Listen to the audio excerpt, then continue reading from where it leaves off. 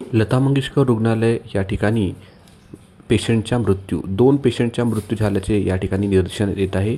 शुभांगी लोमेश राऊत वय 30 वर्ष वारणूर या ठिकाणी राहणाऱ्या या महिलेचा मृत्यू झाला आहे। प्रमुख म्हणजे असे की हॉस्पिटलच्या निष्काळजीपणाने हा मृत्यू झाला असा नातेवाईकांचा आरोप आहे।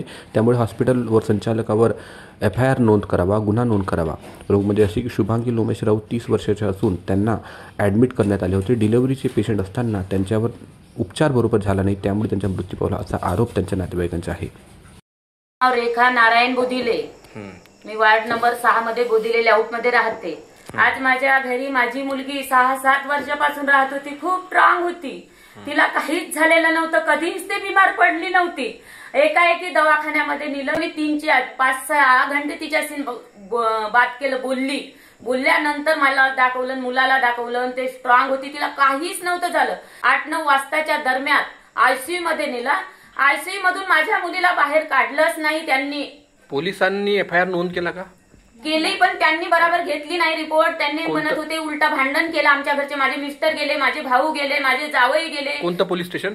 MIDC। त्यांनी भांडण केलं आमच्यासोबत, एकदा वापस आले ते। आणि जे हॉस्पिटल आहे तिथेही भांडण झालं का? हो, तिथेही भांडण झालं। मी खूप भांडली ते एक गुंडरी मॅडम आहे, ते म्हणत होती तुमचं आमचं 200 लोकांची टीम आहे, 200 लोकांची टीम असल्यामुळे आम्ही तुमच्या केसला काही करू शकत नाही, चांगलं होणार। आम्ही जेव्हा खिलवाड केला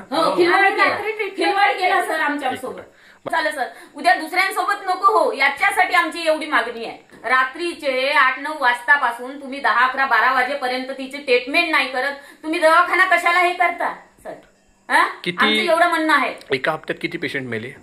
कमीत कमी 8-10 दिवसामध्ये आम्हाला ऐकायला भेटलं 5-6 पेशंट गेले। बापरे, अशाच मुळे मनुष्यवादीचा गुन्हा दाखल झाला पाहिजे, त्यांचा हॉस्पिटल बंद पडलेला पाहिजे। आम्हाला हेच मागणी आहे। आज आमची लेख आहे, उद्या दुसऱ्यांची लेख आहे।